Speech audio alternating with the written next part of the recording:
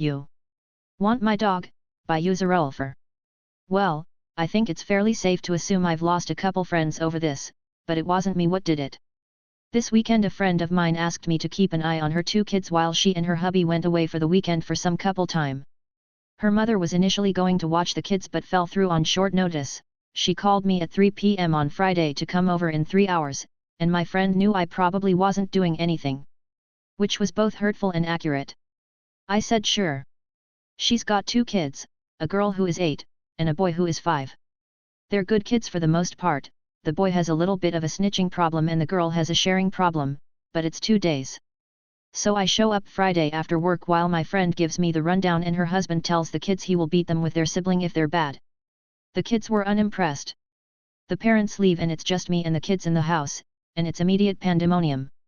The brother snitches on his sister for taking an extra cookie, the sister cries to me that her brother touched her switch, and I make the executive decision that they've got too much energy and if they're tuckered out they'll hopefully chill. So I ask the kids to track down bathing suits because we're going to my gym which has a pool and a guest policy.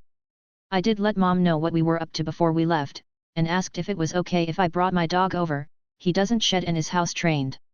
She said that was fine. Operation Pool was a great success, though the locker room got a bit dicey. That's a whole other story. Once everyone was appropriately tired, including me, we made a pit stop on the way back to their house to grab my pooch. He's extremely well behaved and loves kids, and both kids were immediately all about the Dexter, and the Dexter was all about the kids. Ground rules, no pulling on his fur, and he goes where he wants. Kids kinda struggle with the notion that a dog is not a toy. I obviously kept him out of places where he wasn't supposed to go, but I'm a grown-up. Allegedly. Miraculously after the swim and chasing the dog around the house left the kids to poop to pop, and both fell asleep watching a Disney film on the TV. After the movie I woke the kids up to trot off to bed and didn't make them brush their teeth. For the record, the son did indeed yeet me under a bus when mommy called in the morning. I told the kiddos that if they left their doors open Dexter might sneak in and give them cuddles.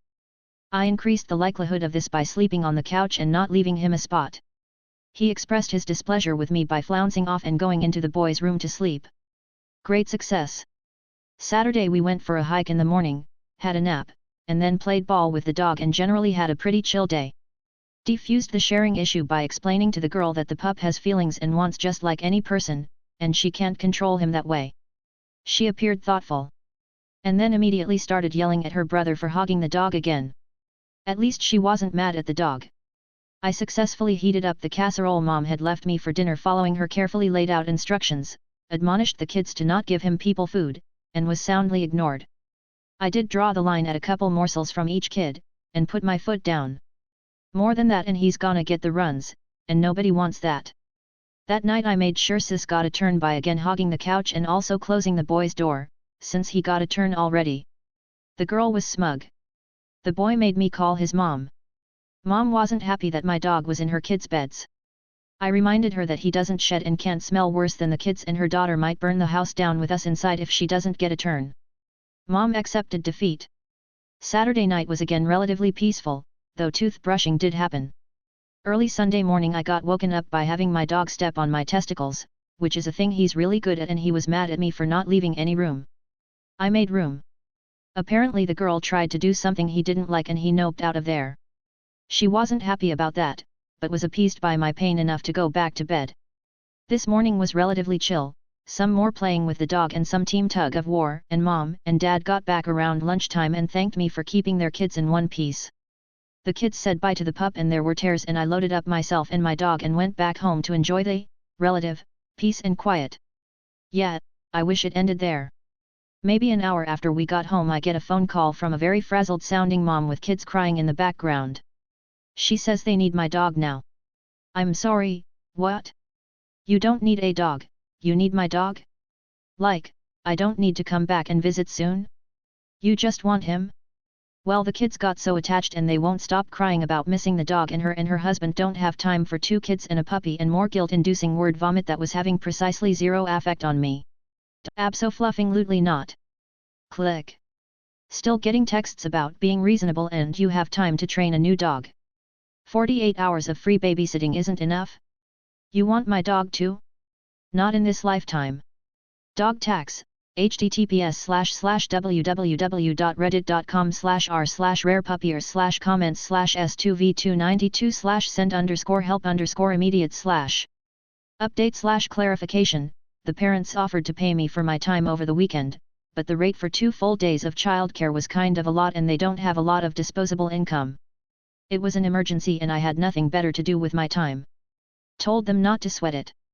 My pup is chipped and is still sleeping off his big weekend, but he's going nowhere solo and I do have cameras up. I also texted my friend's husband asking him WTF happened and why does his wife want my dog this morning. He replied back with a lot of genuinely hoping sanity breaks out and we can move past this, but ain't nobody is pup napping my dog. Also, for those curious about the story of what happened at my gym's locker room, https://www.reddit.com/r/entitled_parents/comments/13.8/this_score is_ray_for_families/. Sister who demand one of my twins. Demand one of my friends acting as a surrogate for other friends give her the baby instead, by user sweetie_sprinkle. Sorry for long title. So I posted 2 stories here previously. The last one I posted was a friend's stories, my first was my own. The second is still up. My first story I removed. It was about my twin sister Lily, fake name. Basically she originally demanded I carry a child for her which I refused to do. Then when I ended up pregnant myself she demanded I give her the baby. The fact I had twins only made her demands crazier as she then demanded I give her one of them because I had 2. I of course refused. Well, my sister found that one and freaked out. And despite not mentioning her name she thinks it makes her look bad and wouldn't shut up about it, so I removed it. She's still mad because a semi-popular YouTuber used it for a video and there's nothing I can do to get it taken down. What a pity, lol. The story I told you was not the last time my sister demanded someone else give her their baby. Backstory. So this happened about 4 years ago. My sons were 1 at the time. 2 of my best friend Miles and his husband Scott decided they wanted to have a kid. They choose surrogacy but were disappointed in the fact that most agencies they look had strict rules that meant limited involvement in the pregnancy. And having strict rule no relationship with the surrogate outside of the pregnancy stuff. They weren't happy with this as they want the whole experience. One of our other friends Chris volunteers to be a surrogate, that way Miles and Scott could be more involved. They originally plan on using another woman's eggs but decided to go with Chris being the biological mother. For multiple reasons. For one, Chris is pretty healthy person. She seemed to have a very good immune system. I have known her 8 years and she has literally never been sick. She has no family history of serious illness or disorder. She also ridiculously naturally pretty. She is that one friend who well you care deeply for and love to bits, you also kind of hate her a little for her looks. They also knew that being 2 men the day would come when the kid would wonder about their mother and felt that maybe having the kid grow up knowing who Chris was would be better. It'd been about 4.5 years and their son Max, fake name, see Chris as Auntie Chris. They even had a children book made that explained to him how he was born in way he can kind of understand. He doesn't completely understand yet because he is 4, but he does know he came from Auntie Chris' tummy and that she helped make him and his daddy's a family. Into what happened with my sister. This happened at my twins' birthdays party. Miles, Scott, and Chris all act as uncle and aunts to my kids, so they were there. And so was my sister. My sister knew Chris was carrying the child for Miles and Tommy. Sister, hi. Chris, hi. Sister, so how far along are you? Chris, 7 months. Sister, do you know what it's going be? Chris, no. Miles and Tommy wanted it to be a surprise. Sister, oh. Sister, well, you know me and my husband have been wanting a baby for so long, but I was told I can't have kids. Chris, yeah, I heard about that, I'm so sorry. Sister, well, maybe you can give us this baby. Chris, what? I can't do that. Sister, why not? Chris, because it's not my baby, it's Miles and Scott. Sister, but you're the mother, right? Chris, if you mean bio mother. Yes, but that doesn't mean anything. Sister, yes it does. It means you have rights. You are allowed to keep the baby if you want. This is true in some places. There are even times where a surrogate who isn't related biologically could sue for rights. Chris, why would I do that? Sister, you get custody and then me and my husband will adopt it. Chris, I'm not doing that, and even if I would, I couldn't just give it to you to adopt. The bio father would still have rights. We didn't know who the father was at the time because Miles and Scott did the mix the sperm together thing. And well, we still don't know for sure, and they have no interest in checking at the time.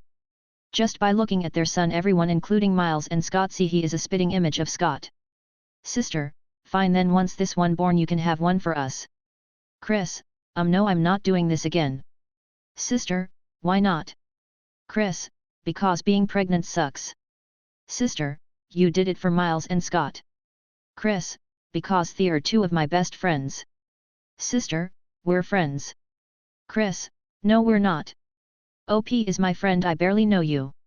Chris them make the excuse she has to pee and walks away.